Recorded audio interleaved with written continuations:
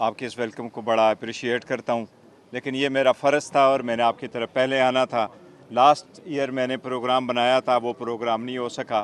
फिर जनवरी के वक्त हम आना चाह रहे थे, फिर हसन रज़ा साहब आ गए थे, कुछ इनकी मसरूफियत थी, तो वो प्रोग्राम हमने फरवरी में चेंज करके फिर बाद में रखा और आज मैं आया हूँ, बड़ा अरसा के बाद आया हूँ।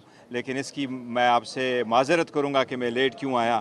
अदरवाइज़ हामिद रज़ा साहब हमारे सुन्नी इत्तेहाद कौंसिल के चेयरमैन पहले भी थे और आज भी है, और उन्हीं की बलबूते हमने बड़ा सारा कुछ अपने चीज़ें को अचीव कर लिया था। और इंशाअल्लाह ताला वो खान साहब के साथ एक चट्टान की तरह खड़े थे और खड़े हैं, और आपकी पार्टी पर we are so proud of it. और इंशाअल्लाह ताला ये अंधेरी रात ख़त्म होने वाली है। मैंने हमेशा से एक लफ्ज़ कहा है कि हम सब को बड़ी खुशी हो रही है कि अल्लाह ताला ने पाकिस्तान को एक सेकंड मौका दे दिया 2026 में। 2025 में, मई 2025 में पाकिस्तान ने अपने से 5 गुना दुश्मन को हरवाया, और जब उसको हरवाया तो वो कौम की यूनिटी के साथ हरवाया।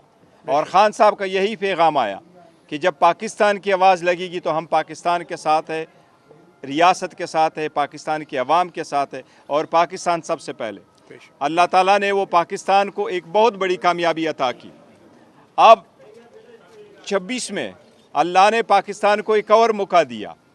ये इतने बड़े एडवर्सेरियल कंट्रीज़ को तनाव को ख़त्म करना, जंग को ख़त्म करके अमन लाने में जो किरदार अदा हुआ है, ये पाकिस्तान को अल्लाह ताला की तरफ से है।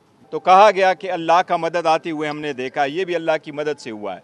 लेकिन घरों को अपनों को तोड़ो, अपनों लोगों को अपने से बेगाना कर दो, अपने घर में अपनों से लड़ो, तो आपकी कोई भी कामयाबी वो नाकामी हो जाएगी। अल्लाह न करे पाकिस्तान नाकाम हो, लेकिन अगर आपस में लड़ाई होगी तो इसमें से कोई मुल्क कामयाब नहीं हो सकता। इत्तेहाद से हम जीते थे, ना इत्तेफाकी से और एक दूसरे से लड़ने से हारेंगे। हमारा मुतालबा पहले भी था, आज भी है। जो लोग नाहक जेल में हैं उनकी रिहाई का हम मुतालबा करते हैं। उन पे जो बेबुनियाद सियासी बुनियादों पर केसेस बने हैं उनके ख़त्म होने का हम मुतालबा करते हैं। बुशरा बीबी और खान साहब की पिलपोर हॉस्पिटल में शिफ्ट होना और उनके केसेस का लगना और इंसाफ के मुताबिक फ़ैसले करना, ये हमारा हक़ है, और हम सब के लिए इंशाअल्लाह ताला आवाज़ उठाएंगे और आवाज़ उठाते रहेंगे इंशाअल्लाह ताला। ये पाकिस्तान के लिए, पाकिस्तान की दस्तूर के लिए। एक चीज़ मैं आपको बताऊँ साथ साथ, अभी जो ख़बर आई है वो ये है कि इस्लामाबाद हाई कोर्ट के 5 जजेस को भी ट्रांसफ़र किया जा रहा है। एक जज को लाहौर हाई कोर्ट, एक को पेशावर हाई कोर्ट, 2 को सिंध हाई कोर्ट और एक को बलूचिस्तान हाई कोर्ट ट्रांसफ़र किया जाता है। हम उनकी मज़म्मत करते हैं। देखिए, जिस वक्त 26वीं तरमीम हो रही थी तो हमारे पास 4 मरतबा इसका ड्राफ्ट आया था, और पहली मरतबा पे इसको निकाला गया था।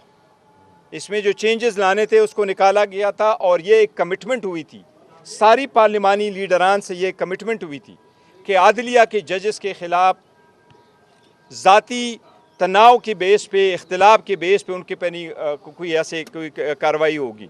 हम समझते हैं कि अगर आप एक जज की डिसीजन से नाखुश है तो आप उनके ख़िलाफ़ तो रेमेडी सी कर ले। अगर आप एक जज के कंडक्ट से नाखुश है तो उनको रिमूव करने के लिए आप सुप्रीम जुडिशल काउंसिल में आप रेफरेंस तो फाइल कर सकते हैं, लेकिन उनको एक अदालत से दूसरे अदालत ट्रांसफ़र करना, इससे आवाम का मज़ीद एतमाद उठ जाएगा। जो लोग ऐसे फ़ैसले करते हैं, मैं दरख्वास्त करूँगा कि इस पर नज़रसानी करे। जो 5 जजेस के ट्रांसफ़र की समरी है इसको वापस कर दे। ये मीटिंग जो 28 तारीख को होने जा रही है, मैं अपोज़ करता हूँ उसको, हम सारे अपोज़ करते हैं। पाकिस्तान तहरीक इंसाफ अपोज़ कर रही है, तहरीकी तहफ़्फ़ुज़ आईनी पाकिस्तान कर रही हैं, सुन्नी इत्तेहाद कौंसिल कर रही है। हम सारे ये कह रहे हैं कि ऐसे इक़दामात ना करे। जो मुल्क इस तरह बेहतरी की तरफ अगर चल सकता है तो मुल्क अभी 2-4 साल के बाद बेहतरी की तरफ चला जाए। ऐसे इक़दामात ना करे जिससे मज़ीद तनाव और मज़ीद अदलिया पे मज़ीद दाव लग जाए। सर, ये बताइएगा कि 9 अप्रैल को आप लोगों ने जलसा भी मुलतवी किया और सोहेल अफरीदी हर कैबिनेट मीटिंग में भी जाते रहे। मुल्क के अमन के लिए आप लोगों ने गवर्नमेंट का हर वक्त साथ दिया। आप लोगों की ऐसी कौन सी एक ही डिमांड है कि अल-शिफा हॉस्पिटल में खान साहब को मुंतकिल किया जाए?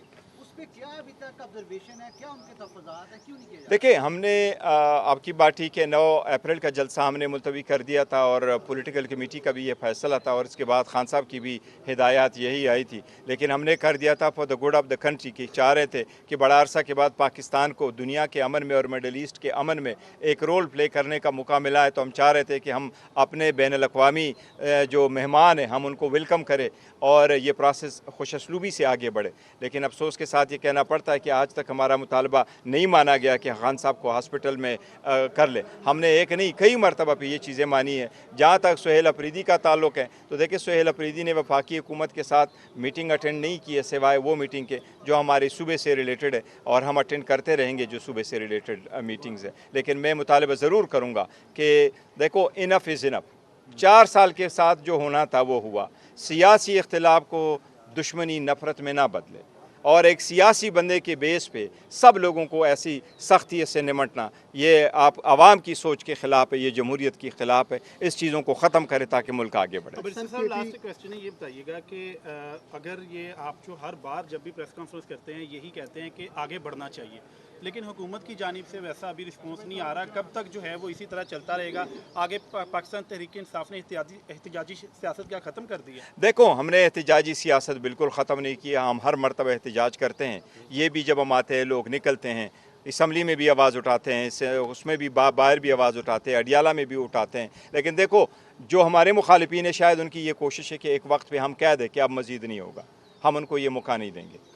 वो लोग चंद दिनों के लिए होंगे, चंद सालों के लिए होंगे, लेकिन पाकिस्तान की आवाम का ये मुल्क है और अल्लाह करे ये सदियों रहे और ये आबाद और मजबूत रहे और इंशाअल्लाह इस मुल्क का मुक़द्दर जो है, इस मुल्क का मुक़द्दर जो है ना, इस मुल्क का मुक़द्दर इंशाअल्लाह ताला जमहूरियत है और जमहूरियत में वो जो भी कुछ सामने आएगा हम बर्दाश्त करेंगे। हम अपने तहरीके भी चलाएँगे और इंशाअल्लाह ताला हर जगह आवाज़ भी उठाएँगे। Thank you.